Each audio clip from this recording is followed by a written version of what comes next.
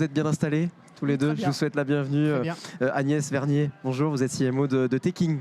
Bonjour. C'est ça? Oui, c'est ça. Et Christian Siès, bonjour, vous êtes président de Orion Chemicals. Orion Chemicals. Orion Chemicals, tout à fait. Bonjour. Vous allez bien? Tout va bien. Salut, passez un bon big. Bon, super. Merci d'être avec moi en tout cas pour ce nouveau temps d'échange ensemble. Agnès, Teking développe une plateforme technologique et un modèle de production en circuit court. Quel a été, lors de sa création, le constat, le besoin? Ok, alors le constat et le besoin, il est très très simple. C'est que pour produire un vêtement aujourd'hui, c'est extrêmement complexe pour deux raisons. Parce qu'il y a une multiplicité d'acteurs qui rentrent en jeu, déjà dans la chaîne de production, et de composants. Donc en fait, quand on croise tout ça, ça donne une très forte complexité à la chaîne de production textile. Et l'ambition, l'objectif de la plateforme digitale et collaborative, c'est de relier toutes les parties prenantes de la chaîne de production textile pour fluidifier et rendre plus efficace finalement la production. Parce que comme c'est très chronophage et très complexe, finalement les marques de mode vont avoir tendance à acheter en masse une seule fois et lancer une seule production, alors que le marché est de plus en plus volatile et de plus en plus changeant, et que grâce à la plateforme, on va pouvoir produire finalement le textile à la demande. On va parler de la plateforme après. Christian, quel est le métier d'Orion Chemicals? Donc Orion Chemicals fabrique des adhésifs et des produits de revêtement, comme des colles pour agrafes, pour maintenir un barreau d'agrafe, elles tiennent entre elles par une colle, ou des produits pour donner un bel aspect brillant au verre. On fabrique donc nos propres produits, on les développe, on a notre recherche, mais on fabrique aussi à façon pour des donneurs d'ordre qui vont de la start-up aux grands groupes industriels. Et alors comment Orion s'est engagé dans l'économie circulaire? C'est une réponse à un appel d'offres. Notre client, Dow Chemical, nous a consulté pour mettre en place une unité de recyclage de mousse polyuréthane des matelas. C'était un appel d'offres européen, et quand moi, on m'a contacté, j'ai dit, il faut qu'on l'ait. C'est un super projet, il cochait toutes les cases, c'est industriel, c'est l'industrie du futur, c'est de l'économie circulaire. Donc on s'est battu pour proposer une offre et l'avoir. Donc on a été retenu sur cet appel d'offres, et derrière, il a fallu construire l'unité. Et comment ça se passe alors? Comment on construit l'unité? Ça nous intéresse. C'est un challenge. C'est la première unité mondiale de recyclage de mousse polyuréthane issue des matelas usagés. Donc c'est quelque chose de nouveau. On s'appuie sur une engineering allemande qui a mis au point la techno avec notre client. Maintenant, c'est une première mondiale. Donc il faut trouver les bons matériaux, il faut démarrer surtout l'installation. C'est des challenges technologiques parce que la mousse, ça paraît facile, c'est léger, mais dès que c'est tassé, c'est dur comme du bois. Et du coup, il y a des problèmes mécaniques, il y a des problèmes de chimie, parce que c'est de la chimie, il faut dépolymériser, il faut transformer la mousse en un liquide. Mettre un matelas dans une solution, c'est pas simple. Donc il faut d'abord la mettre en petits morceaux pour pouvoir chimiquement la dépolymériser et en refaire la matière première de base, le polyol, qui derrière est vendu aux fabricants de mousse et va refaire de la nouvelle mousse. Donc c'est vraiment un schéma d'économie circulaire avec un recyclage à l'infini. Donc vous avez réussi? Alors on est en train de démarrer. Vous démarrez? Voilà, on est en train de démarrer. On a réussi à convaincre, on a réussi à trouver les financements parce que voilà, c'est pas simple. Maintenant il faut démarrer et franchir les barrières technologiques pour arriver à la capacité cible qui est de traiter 200 000 matelas par an. Agnès, c'est là justement que Teking intervient, à l'amont d'un projet? Alors, par exemple en effet, nous, dans la chaîne de valeur en fait, de production, on va être au démarrage, à l'origine. C'est-à-dire que nous, notre ambition et notre vocation, c'est de réguler la production en fonction de ce qui se vend sur le marché. Pour éviter, alors on n'est pas dans la même industrie, mais pour éviter d'arriver en fin de chaîne avec des tonnes de tissus, des tonnes de vêtements qui finalement ont été produits pour rien, quelque part sans destinataire. On a quand même 30% de vêtements en invendus globalement dans l'industrie textile. Donc vraiment, nous, on va intervenir au démarrage pour pouvoir réguler finalement les quantités produites. Alors évidemment, c'est très important qu'il y ait des acteurs quelque part qui s'occupent de tout ce qui est mis sur le marché pour les recycler. Mais nous, on veut vraiment aborder quelque part le problème de la production textile à son origine, quoi. Et comment elle fonctionne, la plateforme? Alors, comment elle fonctionne la plateforme? Donc, l'idée, c'est que tous les acteurs soient connectés. Ok. Donc, les tisseurs, les fournisseurs d'accessoires, les marques de mode qui sont les donneurs d'ordre et évidemment les fabricants. Et donc, en fait, on peut suivre, grâce à la plateforme, toutes les étapes de production. C'est-à-dire, le tissu est envoyé, il a été produit, il arrive à l'étape d'après, donc chez le fabricant. Le fabricant a commencé sa production, il en est à quel stade? Est-ce que c'est parti? Est-ce que la qualité a été vérifiée? Donc, on suit toutes les étapes. C'est extrêmement bien fait. Voilà, et c'est extrêmement simple et efficace par rapport à la vraie vie, qui est j'envoie un email, j'appelle pour savoir si l'email a été reçu. Enfin, voilà, c'est extrêmement complexe dans la production classique et on tient à rendre l'expérience de production la plus efficiente possible. Ça vous inspire quoi? On est dans le même schéma, c'est la bonne utilisation des ressources. C'est d'abord éviter d'en consommer trop, d'en consommer pour rien. Et après, évidemment, il faut pouvoir les recycler. Nous, c'est de dire, une fois qu'elles sont en fin de vie, comment on les remet dans la boucle. Mais tout ça, c'est de la communication, c'est de l'énergie. Il faut beaucoup d'énergie au départ. Il faut du feu sacré pour pour pousser ces initiatives-là. Et l'industrie, elle est là.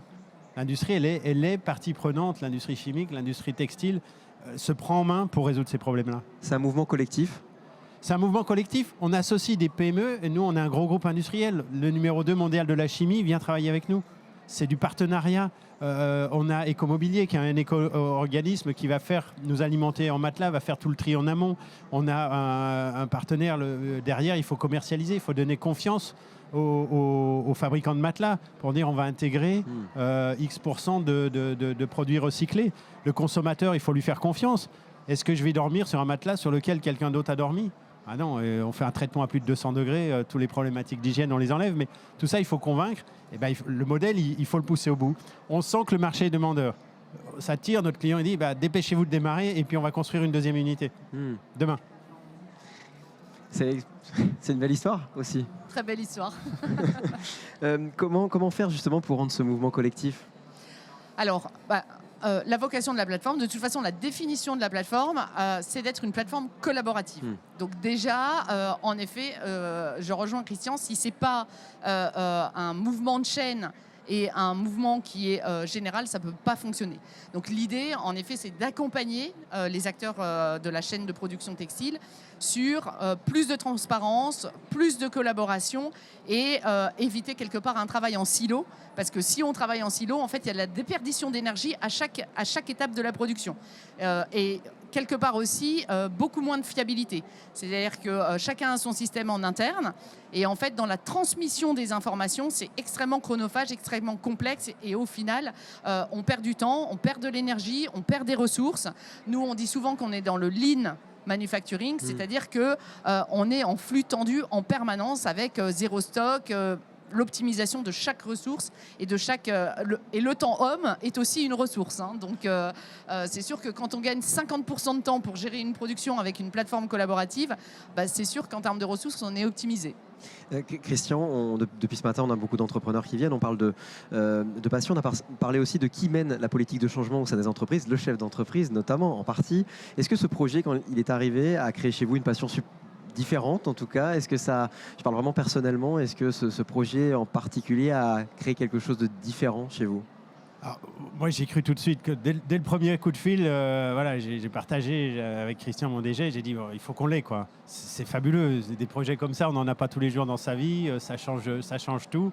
Et donc, oui, on est prêt à faire énormément d'efforts, de sacrifices. Il y a beaucoup de temps à passer pour convaincre, pour aller chercher les financements, pour remporter les appels d'offres, après pour suivre la construction, persuader, trouver les salariés. Mais c'est facile. C'est facile parce que c'est porteur. Et d'ailleurs, c'est facile d'embaucher. La surprise, dans un contexte où on a du mal à embaucher, les gens ont vu ce projet-là, ils viennent vers nous. C'est plus facile. Ça amène beaucoup de fierté à nos salariés aussi. Parce que c'est un projet qui donne du sens et les gens sont fiers de dire ouais, ok, on participe à l'industrie de demain. C'est inspirant ce qui est dit, effectivement. Ouais, ça vous on a à peu près, on a beaucoup de points en commun sur le moteur en fait, qui nous drive tous les jours et qui drive les équipes. C'est alors nous, en tout cas chez Tekin, c'est l'impact environnemental, l'impact social, l'impact économique et ce sentiment d'utilité et de faire avancer les choses, il est hyper fort, quoi. C'est un vrai moteur. On parlait tout à l'heure d'avoir le feu sacré, c'est indispensable pour y arriver. De l'accompagnement, j'imagine, des financements. Enfin, voilà. Il faut de l'énergie, il faut positiver. On ne peut pas être pessimiste dans ce métier. Il faut vraiment être optimiste, il faut avoir du feu, quoi. Il faut dynamiser toutes ces troupes. Et c'est notre boulot, quoi, c'est d'amener cette dynamique, d'amener ce feu sacré et de le transmettre à tout le monde pour que le projet se réalise. Vous me parliez tout à l'heure qu'au lancement, il fallait trouver des financements aussi de ce projet. Comment ça s'est construit et quel accompagnement, comment s'est fait le financement de votre projet? Merci BPI, entre autres. Mais oui, dans la région, on a contacté BPI, l'ADEME, la région, et tout le monde, tous les acteurs se sont retrouvés autour de la table. En une réunion, on avait résolu le problème des finances. Comment obtenir des subventions? Parce qu'il fallait aider. Un prototype, c'est loin à démarrer. C'est pas rentable tout de suite. Donc il fallait trouver des subventions pour que ce soit économiquement viable et des délais de paiement sur les emprunts. Donc tout le monde s'est réuni et la région, le BPI, l'ADEME ont trouvé les moyens de nous financer. Et derrière, nos prêts classiques, nos banquiers se sont dit « Ok, c'est validé, c'est facile d'obtenir les prêts complémentaires. » Parce qu'on a l'image BPI, on a l'État et la région qui s'engagent. Même question sur l'accompagnement. Alors, déjà, réponse très similaire à celle de Christian, c'est-à-dire, en effet, une chance d'avoir la BPI, la région derrière nous pour nous soutenir, certes financièrement, mais aussi par beaucoup d'accompagnement, de mise en réseau, et c'est hyper important. C'est pas que de la finance, même si la finance est évidemment hyper importante. Après, c'est vrai que dans l'investissement même privé, parce qu'on a aussi des investisseurs privés, c'est vrai que à l'impact économique se sont rajoutées les dimensions environnementales et sociales. Et on a de plus en plus d'investisseurs privés qui sont sensibles, voire qui demandent à ce que ces aspects-là fassent partie quelque part du business model des startups telles que nous sommes. Et vous faites partie tous les deux de communauté BPI France. Voilà, les coqs, tous les deux communautés. Quelle est l'importance pour vous, je vais poser la question à tous les deux, d'être membres justement de communautés, de faire partie de ces communautés? Ça vous apporte quoi? Dès 2016, quand j'ai vu la création de la French Fab, j'ai dit c'est une évidence, ça correspond à notre modèle, on est fiers de l'industrie. C'est important parce que l'industrie avait une mauvaise image, on est fiers d'être industriel, on est fiers d'être l'industrie française, on fait de la qualité, on fait de la sécurité, on a de la fiabilité. Faisons-le savoir, c'est un mouvement, apportons la fierté.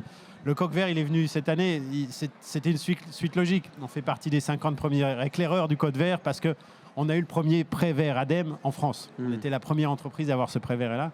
Et voilà, l'engagement pour le climat, il est réel. Au sein de votre entreprise aussi? Au sein de notre entreprise. Voilà, c'est une initiative. Nous, on a des filières de tri des déchets. Il y a 25 filières de tri des déchets sur le site. On valorise nos solvants de nettoyage. On a un programme tous les ans de réduction de notre consommation énergétique. Donc, c'est du long terme. C'est pas une initiative, on va faire ça, on va voir notre coq vert et puis c'est fini. Non, ça témoigne d'un engagement long terme. Les communautés? Ouais, pareil, c'est beaucoup de fierté de faire partie. Alors nous, on est French Fab et Touch. French Touch, exactement. C'est beaucoup. Alors, on a aussi de la visibilité, de la crédibilité.